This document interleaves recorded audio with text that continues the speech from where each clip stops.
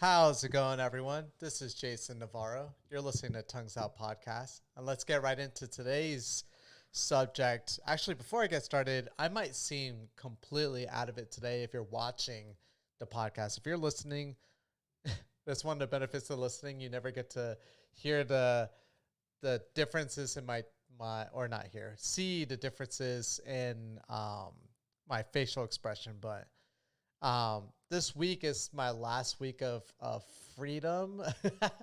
um, Before I go into like the busiest season of the year for me and my line of work that I do.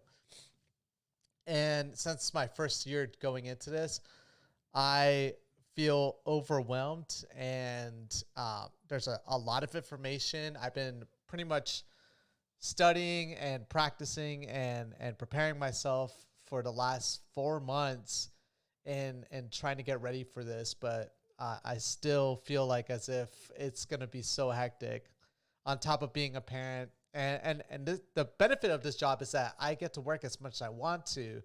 So I don't necessarily need to feel so stressed. It's more like I don't want to drop the ball and waste a great opportunity because these next 3 months are going to be phenomenal. They're going to be great. So if I seem out of it at all for the next 3 months, at least you guys will understand.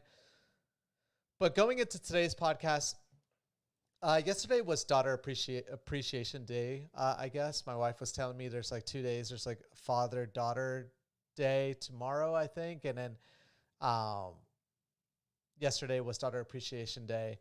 I treat every single day like as if I'm appreciating my daughter. I love her to death, and I um I don't know. I so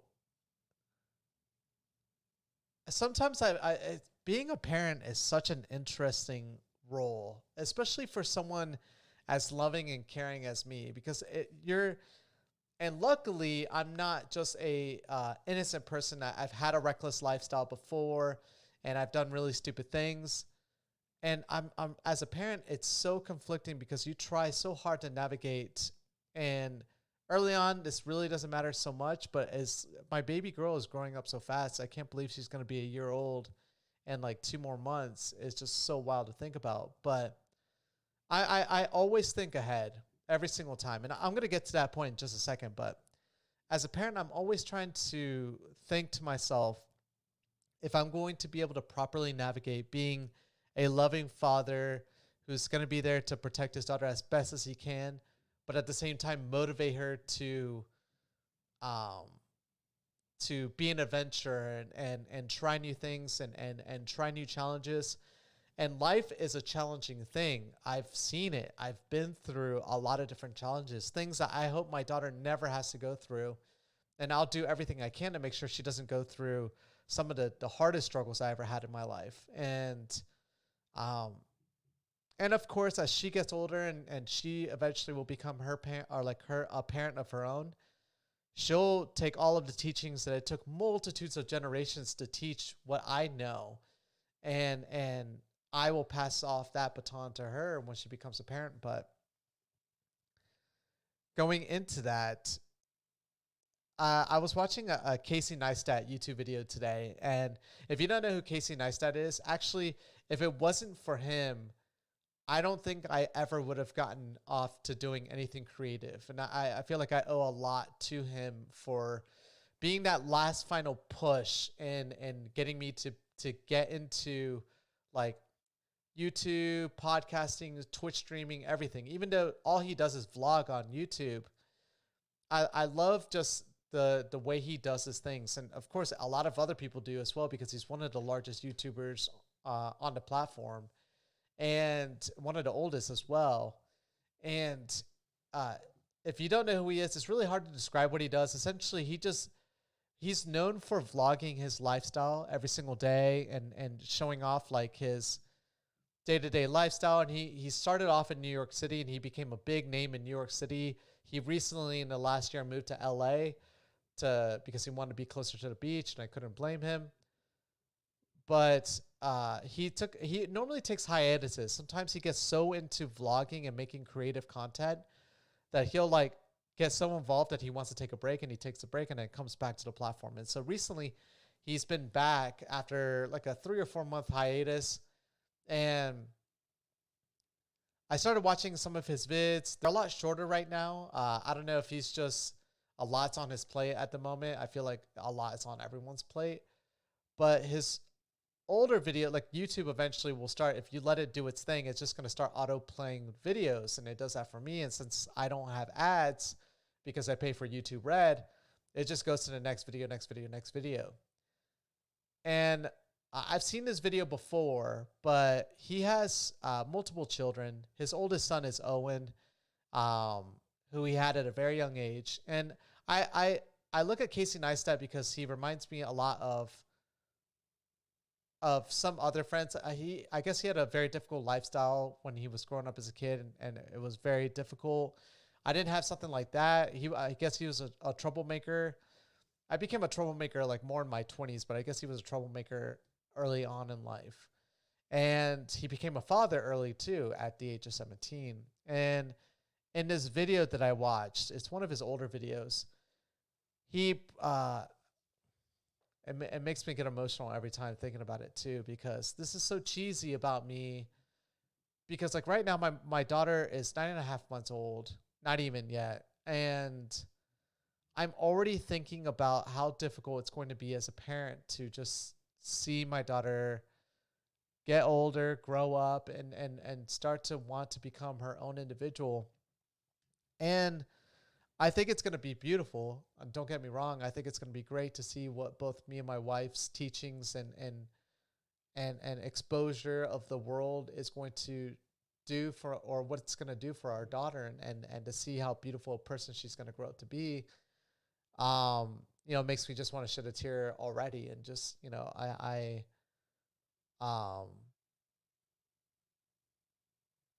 but at the same time, like I was talking about earlier, where as a parent, I want to navigate being protective, and I hope I don't get emotional in this podcast. I'm trying really hard. I'm not even looking at the camera because I can see myself in the screen. But, like I was saying before, it's difficult to navigate both being protective and driving your daughter to take risk in life, because you know what that means when it comes to taking risk. It's counterintuitive to being a protective parent, because she will expose herself to things that you just can't protect her from. And the other thing that's really hard for me to grasp as a parent is that I know that eventually my daughter is going to want to pursue her life, just like I pursued my life, just as my wife pursued hers. And like the way I separated from my parents was harsh, to say the least. I don't think I did it the right way towards my parents. But I didn't feel like I was understood, and I didn't feel like there was a lot for me back in my hometown. And I wanted to adventure, and I felt very sheltered as well as a kid. And so a lot of these things mixed together made me rebel early on in life. And I left my parents' place at 17 and a half, almost 18, and started my adult life very early on. And I hope I look to my wife and how her relationship with her family is super strong. They're like all like this. My wife can't go a day without talking to her parents. And I appreciate that, and I respect that, and I love the fact that my wife does that. But my wife's family definitely protected her as well. And I feel like I've exposed my wife to a lot more craziness and non-structure and adventure than anyone ever has in her entire life. And I think that's one of the reasons why she appreciates who I am as a person, and of course outside of my humor and my good looks, just joking on the last part. But I think that's the biggest thing that she enjoys, is that every single day there's something different about it, or at least I try my hardest to make every day different as best as I can. But I don't know. I just, like, every single time I watch that, and it's the way he does that video too. But essentially, he does a video. He is planning he plans a trip to Machu Picchu in Peru with his son. His son's a teenager in the video. This video was recorded like 6 years ago, I feel like. And he is planning this trip because he talks about it, how when his son was younger, he felt like his son looked up to him for everything and needed help for every single thing. And he felt great as a parent because as reckless of an individual he was great at being a parent. He was like, I knew the moment I became a parent that I was going to be a great parent and show my son a great world and take care of him and raise him and be there for him differently than how like my parents were a part of my life. And I relate on that note specifically how like I want to, and I think a lot of parents do that too. Like they want to offer to their kids something that they couldn't get from their own family. And I think a lot of people's foundation for their kids is from that idea is that these there are certain things I just didn't get from my family that I want to make sure that my kid got. Not materialistic, not educational, but more the foundational respect. And I feel like as a parent, like I'm gonna do great in that respect. But I feel like every parent feels that way, and I see a lot of shortcomings in the way I was brought up. But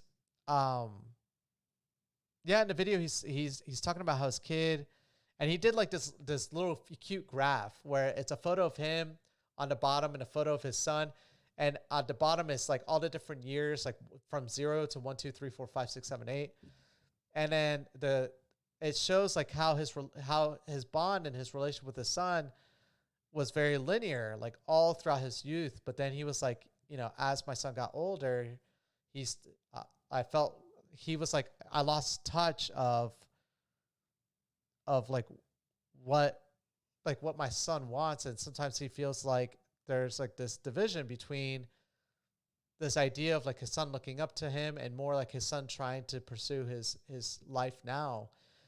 And you start to see like the pictures start to separate. And thinking about my daughter leaving my life and being an adult is like the hardest thing to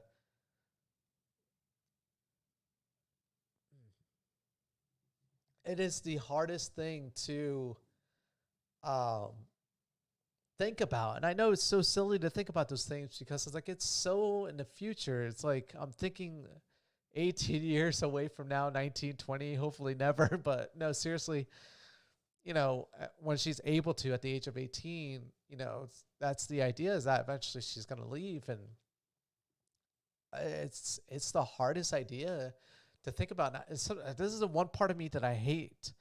I love and I hate at the same time, is that I'm so forward looking. I try to think, so many steps ahead, and sometimes I think too many steps ahead. And this is one of those moments where like I'm thinking so far ahead.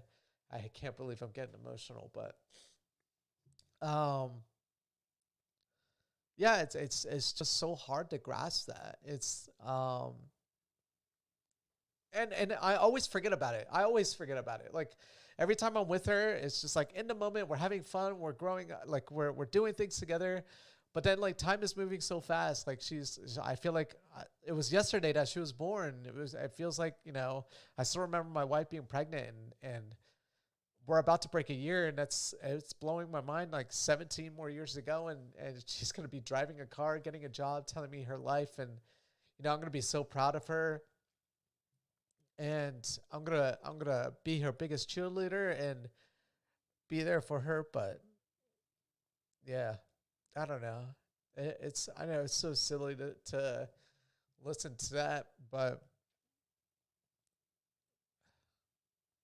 it really is hard. Like I can see why being a parent is so challenging. It's because, again, you're like trying to navigate that perfect space, but there is no way to work around certain things. And I'm never gonna force my daughter to always be around me. That's wrong. That is stopping her from what I want her to do, is to be adventurous. But my crazy little fascinated world is, or my fascination or my imaginary world is that, I'm going to do such a great job at being a parent that my daughter will always want to reach out to me and always be like, Dad, I want you to be involved in everything I do.